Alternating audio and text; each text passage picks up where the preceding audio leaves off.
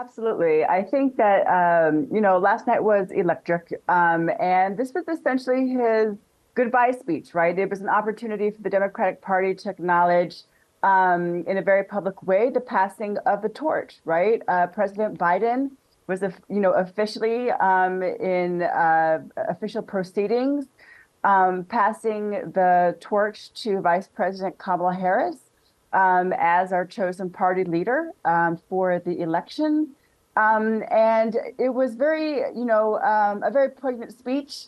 And I think a very historic moment for the party overall. So win or lose, come November, I think last night's speech really cemented that the Democratic Party understands its assignment in, investing in new talent and building a bench and passing on leadership into the next generation. And what did Joe Biden say about Kamala Harris as he handed over to her at the end of the night? Well, one of the lines that got tremendous applause was he did a rollout of some of his more historic accomplishments, things that he was proud of throughout his career.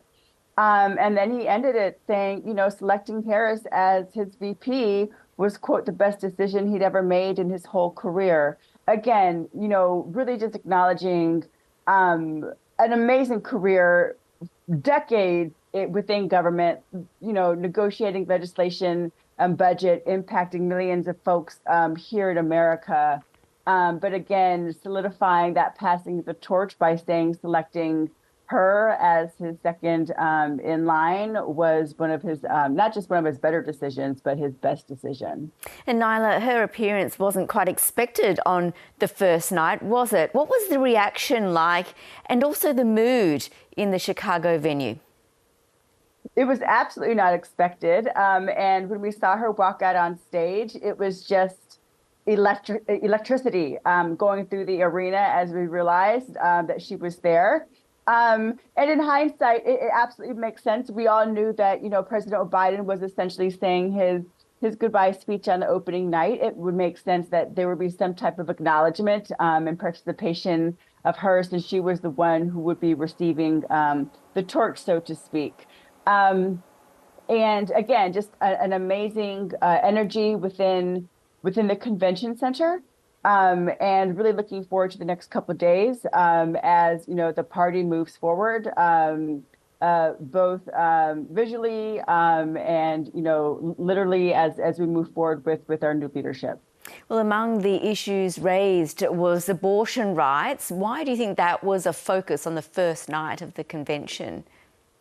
It was a very big focus on the night of the convention.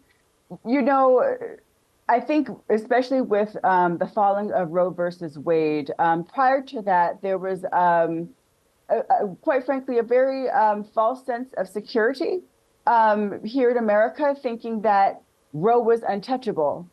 And when it fell, it really was shockwaves across the country, just trying to process, how did this happen? And we know how it happened and the different ways that it happened. But it is absolutely a galvanizing issue, not just for women, but for women and men. Everyone is impacted when women do not have the ability to make their own reproductive choices here in America. And it's proven to be a very strong issue that cuts across, again, issues of race and class and gender. And it's really, I think, the galvanizing issue to get folks to the polls in support of the Democratic Party. It is the abortion rights fight.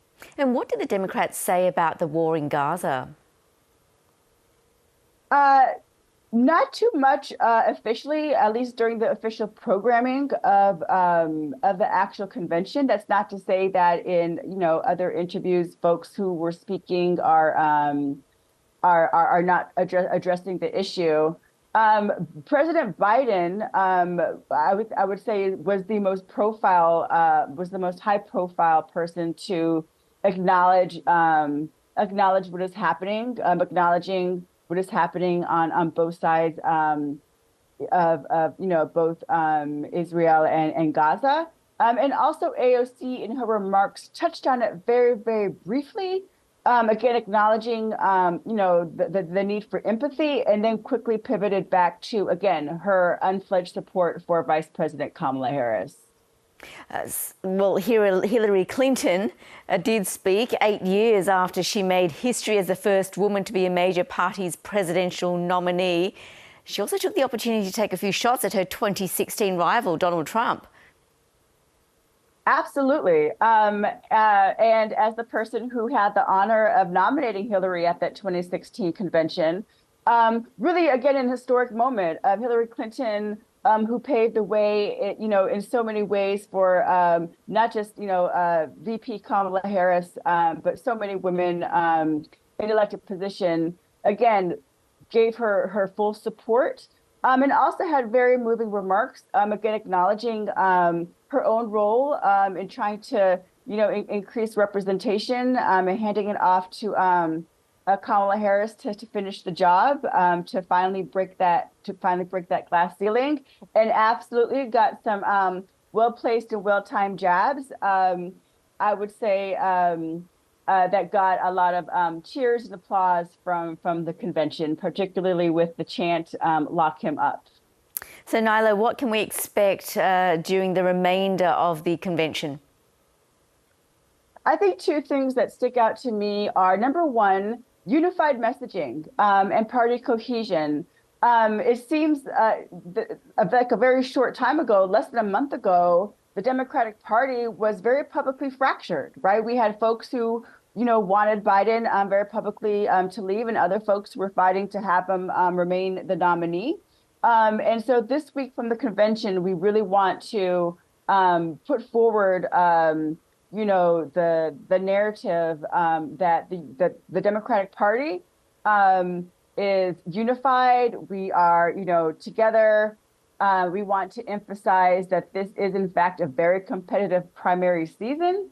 And again, really just emphasizing the message that helps us bridge the internal divides within the party. And again, just rallying Democrats and mobilizing voters to ensure a Kamala Harris and Tim Walz's victory through highlighting our shared values. The other thing I'm expecting to come from this convention, again, in line with the passing of the torch, is the Democratic Party really showcasing the diversity in leadership, as well as younger voices. And so really expecting the convention to feature different speakers, again, really representing the diversity of the Democratic Party, while at the same time driving home that we are, in fact, a diverse party and a unified party. Well, Nyla Amaru, I really appreciate you joining us in the very early hours of your day. Thank you so much. Thank you so much for having me.